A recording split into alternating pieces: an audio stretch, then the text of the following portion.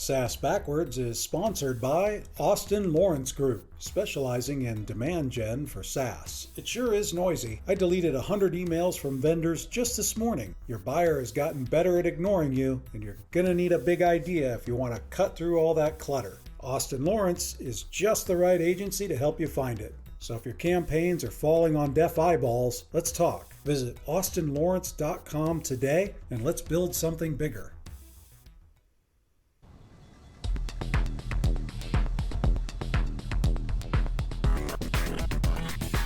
Welcome to the SaaS Backwards podcast, where we reverse engineer the success of fast-growing SaaS firms and explore strategies CMOs and CEOs are using to drive their businesses forward.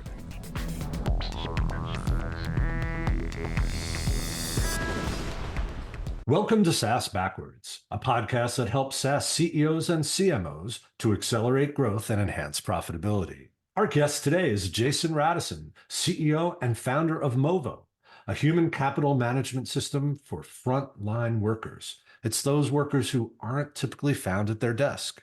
Hey, Jason, welcome to the podcast. Ken, thanks for having me on. Yeah, I'm excited to record your episode, but before we dig in, please tell people a little bit about your really interesting and kind of unique background and about Movo itself. Sure. So I'm a multiple founder and tech startup exec. I've been working in the gig economy for the last several years. Before that, I was a merger and acquisitions guy with McKinsey and separately with some of the bigger roll-ups in the US in the wireless or the telecom space with AT&T, and also in the hospitality space with Harrah's Entertainment. I worked for Gary Loveman back in the day as we bought Caesars Entertainment, the World Series of Poker, Horseshoe, and some other properties, and rolled all of that stuff up. I've typically had a leg in the algorithms world. I developed a lot of the early algorithms in the consumer internet at scale and big systems. And I've had this change management and interest all along throughout my life and career in the frontline workforce and kind of these skilled, semi-skilled to skilled jobs that help a lot of people who started out poor like me level up and get ahead in the world. And so Movo is really a place where those interests all come together. We're building a gig style platform that enables big employers to run their entire frontline workforce in real time with perfect situational awareness and all the kind of modern software features and experiences that people expect these days as they're coming up and growing up really in the mobile environment. I'm sure we'll dig in more on some of those topics, but it's great to be here. Yeah, I want to dig right into this. It seems like almost a career-long connectivity to algorithmic management, an algorithmic basis for business models. It's an interesting perspective, and I'd love you to just go into some of the things you did early on to help reinvent business models through the use of algorithms, which probably earlier on was maybe looked at a little more suspect than it is today, right? I mean, there might have been some resistance to running a business that way. So if you could kind of go back in time with us and tell some of those stories. Well, all the way back, I think when you grow up underprivileged, I think it's part of the founder psyche and why a lot of us tick this way, but it teaches you to look for edge.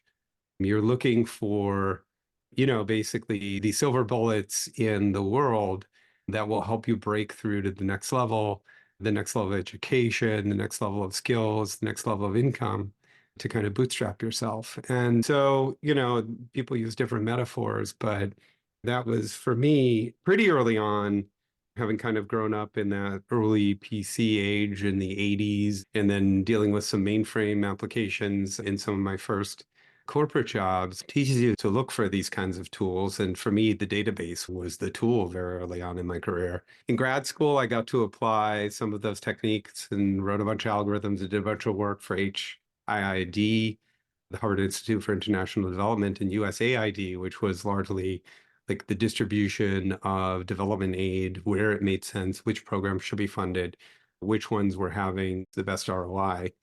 And I think that thinking and that sort of training, you start to realize that, math can change the business world in very profound ways. And the cool thing about having been professionally active for all of these years is just the technology just keeps getting better and better.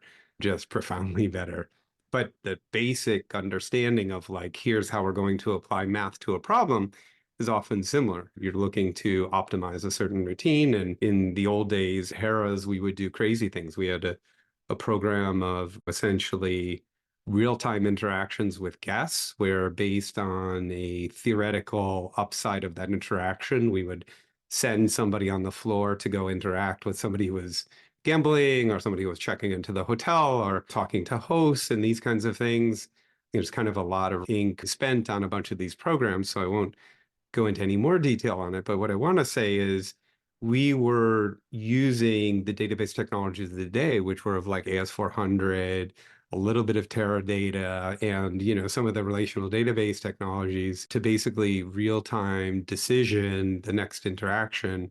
And then they were literally using earbuds on the floor to dispatch agents, essentially customer-facing personnel, to go interact with guests. How would that be different today? Gosh, we have so many things, right? So that pit boss who used to visit with me at the craps table, that wasn't just, he was observant, huh? Yeah, he wasn't just observant. Now, if you were in one of the kind of offline casino properties on the strip, then yes, he was. But if you were in a Harrah Caesars property, he was not. Which I was. Yeah, I would say actually it's interesting. I probably was a big Harrison Caesars guy. For me, I was big. I was no whale.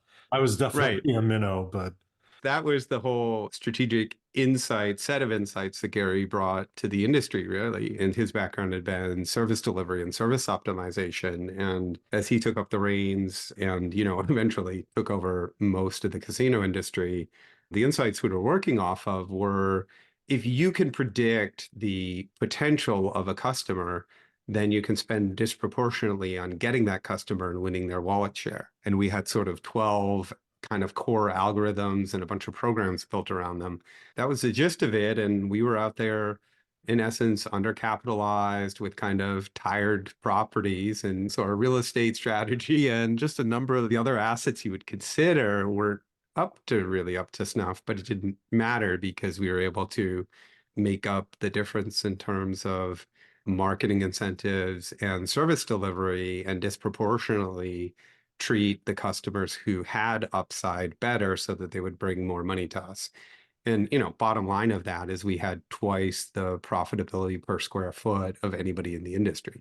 Without sharing too many secrets here, what are the kinds of things that you would model to drive that result? Totally. And there was a great HBS case study on this that laid it out. The key insight is that basically what you're looking for in a wallet share prediction is essentially you could have two dentists on the same street and one of them gambles quite a bit and one of them doesn't. And, one of them is, I don't know, a boat guy and the other one is a Vegas casino guy or whatever.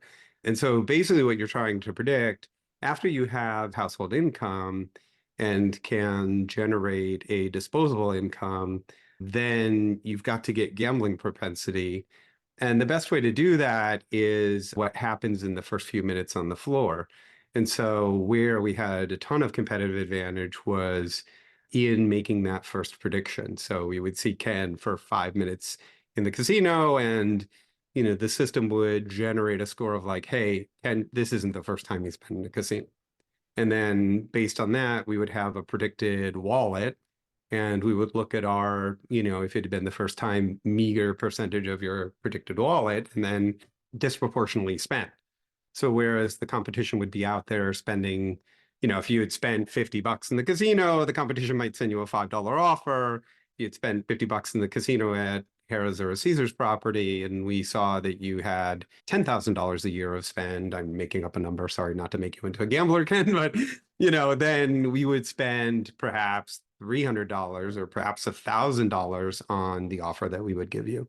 And it's just little insights like that that really bring the cash register. And when you're able to then put it out into the world as systems and whatnot, it really kind of can swing an entire industry. And in my sort of peak deployments, and as we were expanding our reach and rolling up these casinos, at one point I had more than $100 million a month of spend. And all of that stuff with like super ROI, like immediate ROI, 1 month ROIs, that were incredibly positive. And a lot of them, maybe to talk about it more broadly, I think one of my big career learnings and insights is technology is so unevenly distributed. If you look at, we were out there, I was going to all these data and analytics conventions and IT conventions and things, and everybody wanted to talk about our playbooks because we were all over the popular press at that time. Literally, we were publishing the sort of fundamentals of our algorithms in Harvard Business School cases, and yet all the guys up and down the strip didn't even implement 10% of the strategies that we were implementing and kicking their butts, frankly, with. And so, you kind of look at these industries sometimes, and it's not, I look at the development of generative AI and things now, and I go, it's not a foregone conclusion that there is going to be one or two AI-driven competitors in every vertical. I think there'll be a couple here and there. And frankly, a lot of these verticals have had access to machine learning technologies and things like I've described for 30 years and haven't done anything. And so what's different now? Just because you can chat with the system rather than need an engineering team to speak with the system doesn't really change the change management hurdles and the other kinds of barriers to overall transformation in the enterprise that we're seeing and we've been seeing for all these years. So I think that's a really interesting insight. And certainly, I'm trying to observe how things like generative AI will affect my business, right? The scare is that it'll replace copywriters and video producers. And I don't see that quite yet. I certainly see us using, like in our own business, we use these tools to provide some efficiency gains, but they're not replacing our ability to think or write. I think maybe some of that adoption of the technology has to do with the style of leadership at the top, right? What they're comfortable with. Yeah. And frankly, whether they're being successful not changing. If you're being super successful not adopting new tech, then you don't have to do it, right? I'd assume now most of Vegas runs on a similar mindset. Like that's probably proliferated quite a bit. Vegas generates a little bit of its own weather. We took the company private with TPG and Apollo, and at least on the Caesar side, there was like bankruptcy. It was for many reasons. That very high ROI marketing strategy was kind of dismantled. And a big part of that was, the LBO and like how those things are funded, right? The first thing you do is cut marketing expense. If your goal is to flip an acquisition in a couple of years, you slash all the budgets you can, and marketing is the first place. Long story short, the industry is now spending in a very different way. And, it's no longer really in that model. So you actually have seen things wind back. And I mean, we see this stuff all the time, right? We had men on the moon in the 60s, and we're still having difficulty landing a lander upright, here in 2024, The technology is just because it was awesome in one decade doesn't mean it's continually awesome. Vegas being Vegas, we'll see kind of where that goes. What we're seeing from clients and the kind of things we're hearing in the industry often right now is, well, my CEO is saying, do something with generative AI because we don't want our lunch eaten, our core business somehow being susceptible either to some startup or to some competitor that gets there first on Gen AI. Challenge is, if you're a C-suite exec in a Fortune 500 company, that doesn't mean that you automatically have 10 things you're going to be able to go do with Gen AI. Or that any of those would ring the cash register. It almost reminds me of early PC, where it's okay, you use the PC and then everybody puts a PC on their desktop but does nothing with it, right? And this is a little bit of that moment, right? I think right now, I was there. That doesn't get you spreadsheets and, really dialed in finance departments. It's right now it's a box on your desk. And I think Gen AI, we'll see the use cases. And a big part of what we're trying to help clients with is, what are those use cases? We're focused on the front line and kind of these big employers and solving the frontline worker problem because it's been with us now for 4 or 5 years.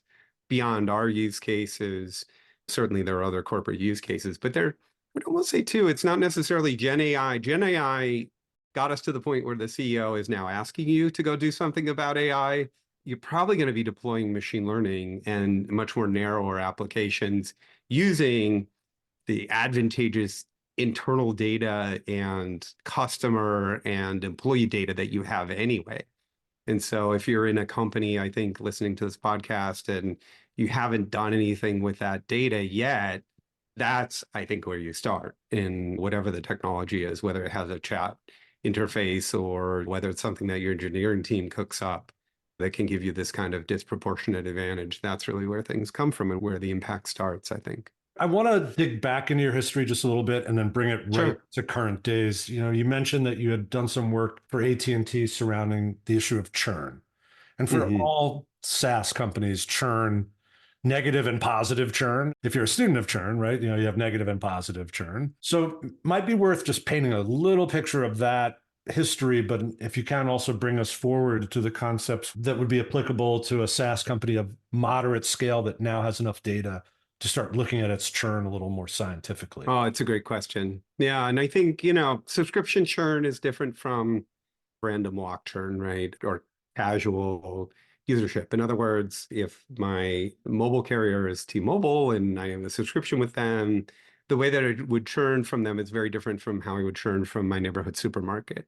I think there are a couple of different things to bear in mind depending on your business model and everything. But if we assume people are in a subscription business model, it maybe to give a little bit of the context. So AT&T, I worked at AT&T. I worked a lot in telecoms at McKinsey, and then my first job after McKinsey was AT&T, working with Mike Sievert, who's now the T-Mobile CEO, and a bunch of other just brilliant guys and great team and a lot of fun in the middle of like this churn war firestorm, because there was number portability, if people remember it. And that's sort of all of a sudden, if you could bring your number with you, then, a lot of people who are stuck with a carrier were like, oh, hey, great, I'll take it to the carrier that has better service, better pricing, rate plans, whatever. And it just kind of opened up the whole market. And we did it in the US in two phases. We started with smaller markets and then we went to big cities. So there were these successive shocks, and AT&T was in this kind of crazy phase where the network wasn't really that great. Going from TDMA, which was a good network, everybody else was kind of out there with some really good GSM technology. Things weren't really transitioned. Data services were all kind of nascent, and AT&T was a little bit as the good brand that all the corporate types were using, but kind of the slower mover and losing mindshare with consumers. And we had just industry-topping churn levels, 4% monthly, 4% plus. Industry standards back then were sub 2. 1.5 was good churn. 1.25 was fantastic. It was something like that. So I was running the analytics team and statistical modeling. We used to call these things, some of these different work groups back then. And we started something called the churn desk, which was basically like, we don't even day in, day out, we get surprised by churn in the enterprise. And, we need to be reporting much more regularly and be out in front of things and vis-a-vis the street and other kind of key stakeholders. And so basically, we had to build a lot of models. I think part of what you get into when you've got a really big churn problem is like getting to root cause. The modeling helps because then you can predict this terrible thing that's happening and what next Friday's churn is going to be, disconnects is going to be. But you start to get into like, why is this actually happening? And you get deeper and deeper into the sources of why your customers are leaving you. And then the process is basically you design a program around each of those areas. So bring that to the SaaS world. There's obviously a lot of blocking and tackling. If you find yourself in the churn firestorm, what we did was essentially we had these renewals, and everybody is, I assume in this day and age, a cell phone customer. You all know what a rate plan renewal looks like, or re-upping your contract and these kinds of things. They're quite costly, right? Because there might be a free device in there. There are other financial incentives. And the number one lever analytically is to figure out who the false positives are. Like, who are the people that if you don't bug them about the renewal are going to stay with you for the next 5 years anyway, and not spend your money on them, and then disproportionately spend your money on the customers that are truly at risk. And the ones that are going to be extremely shopping, get out in front of it, renew them early, give them an amazing experience in that renewal and other things. So these were a lot of things that we did. We were able to cut churn in half in about a year. And some of it were these kind of brute force, very expensive initiatives. there as well. We were spending in my team somewhere around $100 million a month on those programs. A lot of the things that are sort of longer term are network improvements involving CapEx and other deeper programs. Some rate plans are just dogs, and people that are on them churn like crazy because they feel like they're getting a bad deal, et cetera, et cetera.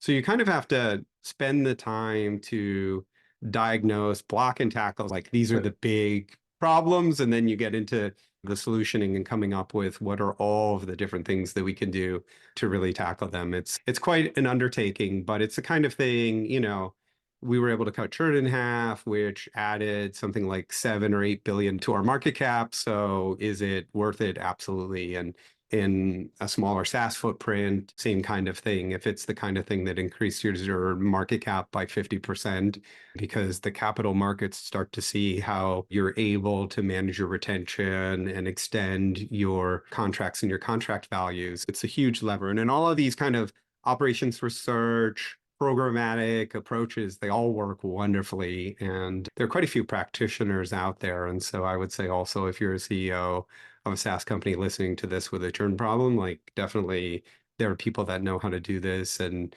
telecoms is a good space. We started, as I built that team out, it was fortuitous because the US consumer banking industry had kind of been rolling up right before that. And so there were a number of just great statisticians that kind of got thrown out of, all of that consolidation and became free agents. And we were able to build just some fantastic teams in a very short amount of time, building on where that industry had been. So I think in the SaaS space, if you've got a churn issue, you have to look at your internal and external factors, right? You have to understand when you say blocking and tackling, I think part of it is literally what are the root causes? The root causes sometimes are completely external, like a competitor gets very aggressive, things that aren't necessarily about your business. And then if you have enough clients and data, you really do want to be modeling these folks, because my experience really is most software companies treat everybody almost the same. And I think one of the big insights here is that if we can understand our clients a little better, we can spread our bets more effectively, right? We can make the better investments on the higher value customers and prospects. If I had one final tip on kind of on that topic, it would be put together a forecast and hold your team to a high bar, because a team that is truly understanding its churn will be able to predict churn 90 days out to plus minus 1% or 2%. And once they're really dialed in to 0.1% to 0.20%, that's how accurate you can get if you really have it dialed in and really know what's going on. If your team is still like, yeah, we think end of the month plus minus 10, 20%, you've got no idea, literally. Homework to do. I want to talk a little bit about the gig economy kind of generally, just for a minute, your perspective generally on the gig economy, and then how that led you to the founding of Movo.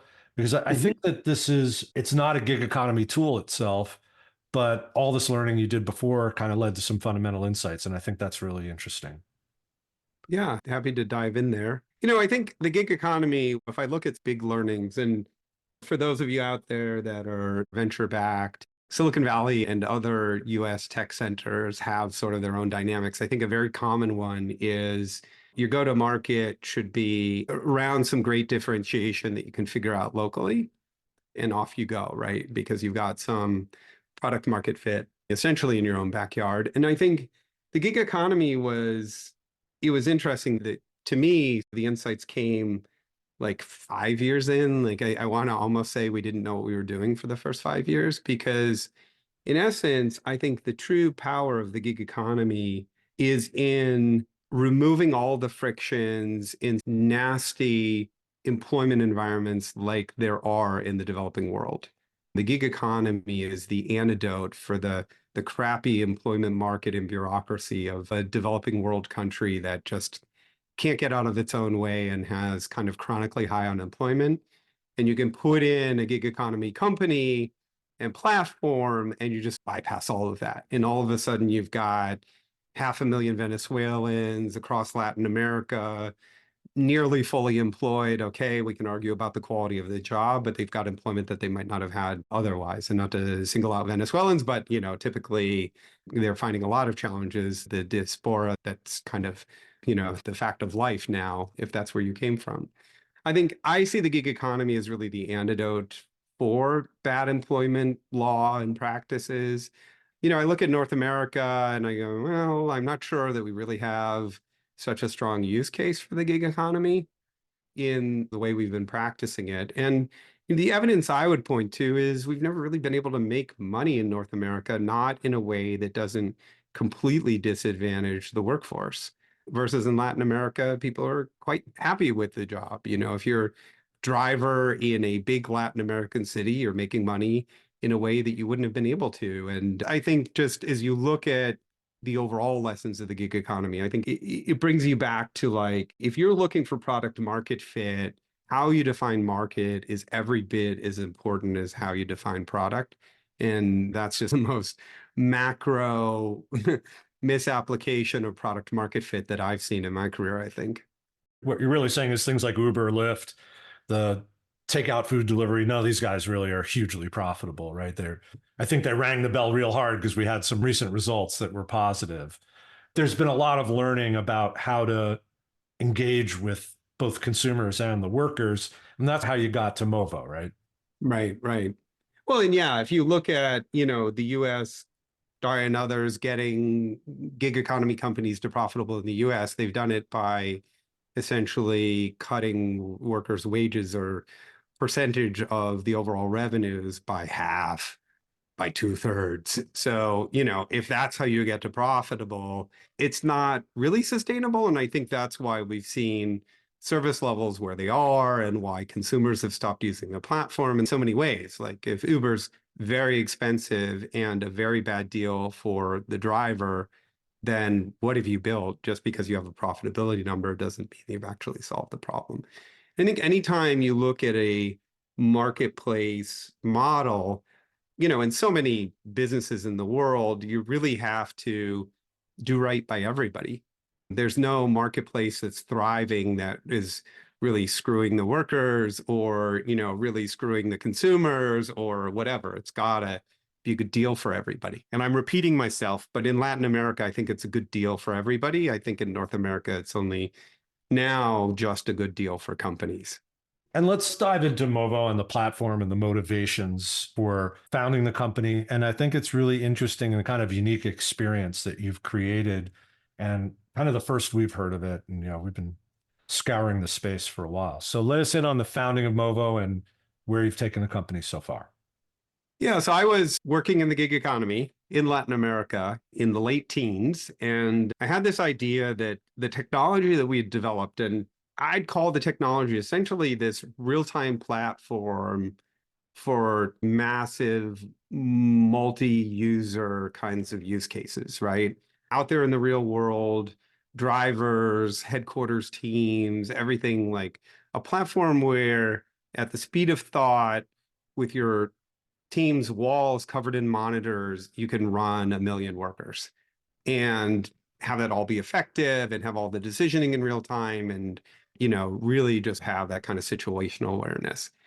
Put aside, like, are we paying drivers properly in the US versus Latin America? And put aside, like, the regulatory hacking that we had to go through. My team's in particular in Nevada, which, just was a whole nother chapter. You put aside all of that stuff and just look at it as a technologist, and that technology could be so valuable for so many big companies. Imagine somebody out there who's a retailer with 100,000 employees. Imagine they could literally run that workforce in real time. How much benefit there would be. That would be, and for all the buzzwords and pop lit out there around digitizing the workforce and all this stuff, that's, to me, we already digitized the workforce in the gig economy.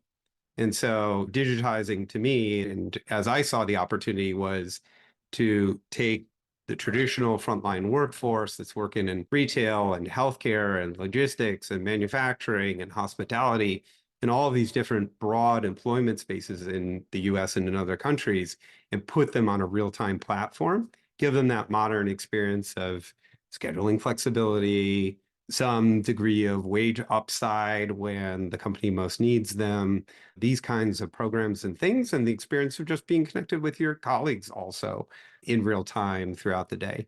And so as we look at our company, the metric we hold ourselves to is how many user sessions a day are we getting? Our employees, our clients' employees using the app 50 times a day, which is where we like to see it? Or are they using it more? Are they using it less? We're definitely in a completely different realm versus kind of the traditional HR tech players who people hold their noses and maybe once a quarter use it because they have to submit a performance review or something. So it's kind of a new space. We're building basically an operational system for huge workforces, and the results speak for themselves. And I think the kind of efficiency that you can gain by doing it is just compelling in the way the world really needs to move. In this age where we don't have enough employees to go around, we've really got to make more from every roster. And the way you do that starts with being able to modify things in real time and have that situational awareness and move teams between buildings and individuals between floors as the work shifts and as the demand shifts throughout the day, throughout the week. That's the kind of awareness that you get with a real-time platform like Movo. So I think there's even more to it that might be worth just revealing here as we kind of wind up, which is Yeah. the number one complaints of so many people that work in retail, those frontline workers. Almost number one, as my exposure to this space anyway, is flexible scheduling, right? Not being Right. able to work when my kid's in school or when I have to be a caregiver to another family member. And you've kind of put a unique solve on that I think comes right out of the gig world. It'd be great if you could kind of just dive just for a moment on Yeah. so people understand the reality of the problems. And it's both sides, right? It's the front line. It's the supermarket manager or the store manager who spends half of their time chasing scheduling problems, right? As well as the worker who can't get the flexibility that they need. The way we've solved it is we have created a scheduling AI, which has many different facets and some customizations depending on the deployment. But long and short of it is we create an internal labor marketplace where the system knows where everybody is eligible to work. And then if anyone needs flexibility in their schedule, they're on 80%, 90% of the workforce is on a relatively fixed schedule, but there is flexibility in between to take tomorrow off. And as long as the system has many alternates that can jump in and want to jump in, we're able to give not only the ability to take a shift off, but the ability for somebody to pick up an extra shift, potentially some overtime, and get ahead in another way. Or people who are starting as part-time and you want to sort of warm them up and then get them into a full-time position, you can have them basically be the floater on a team or on a couple of teams. So the system has all of that real-time awareness and really unloads supervisors from having to deal with any of it. If our clients have a labor forecast, we pipe into it. If they need us to develop one, we develop their labor forecast based on their own demand data. And then that's connected to the roster that kind of variabilizes itself to match the forecast and what's needed. And then as an extension, there's that flexibility. And it's all built around a couple of insights and the dynamics. You've hired and deployed 700,000 people in the last couple of years in the US, and just a lot of the insights that we got from doing that work about how shifts need to be run in order to bootstrap the AI that we've built in that space. I think it's the modern way. We hear all the time. I think also if we only knew who to cross train, it's hard to do this with pen and paper or spreadsheets, right? Like, who is there in another department in this company that could actually jump in tomorrow? Maybe you could get there, or who is it that would be a great alternate for this particular team, but they're missing like one additional internal credential. Those are the kinds of problems that we love to solve, and that, just kind of opens up, we call it internal labor marketplace, but it really kind of just opens up that pool internally. And as I said, you take out these frictions and you get this kind of better utilization of your personnel, and you're able to boost your productivity, your overall return on your payroll by 10 or 20% is what most of our clients are seeing. That's a huge benefit. And I know these are maybe previously intractable problems. So I think if we have someone listening who's got a large frontline labor force and you're not seeing you don't have that kind of capability, it might be worth exploring Movo. And if people want to learn more about the company, where should they go? How can they get that good experience? Yeah, best place is movo.co, our website. That's movo.co. You can also find us on LinkedIn. Our company page is there, Movo HQ, and as well as my personal LinkedIn page. That's awesome. Well, thank you so much, Jason Radisson. This is a great episode. And, I think the moral of the story here is if you're not really leveraging the data that you're generating, there's probably a missed opportunity or a competitor who might be thinking about it in a way you're not. Folks want to reach me, I'm on LinkedIn/in/Ken Lempit. And if you haven't subscribed to the podcast, please subscribe to SaaS Backwards wherever podcasts are distributed. Hey, Jason, thanks so much for this episode. Ken, thanks for having me on again. Really appreciate it. Yeah, it was a lot of fun. I enjoyed it. Thanks for listening to the SaaS Backwards podcast, brought to you by Austin Lawrence Group. We're a growth marketing agency that helps SaaS firms reduce churn, accelerate sales, and generate demand. Learn more about us at www.austinlawrence.com. You can email Ken Lempit at kl@austinlawrence.com about any SaaS marketing or customer retention subject. We hope you'll subscribe, and thanks again for listening.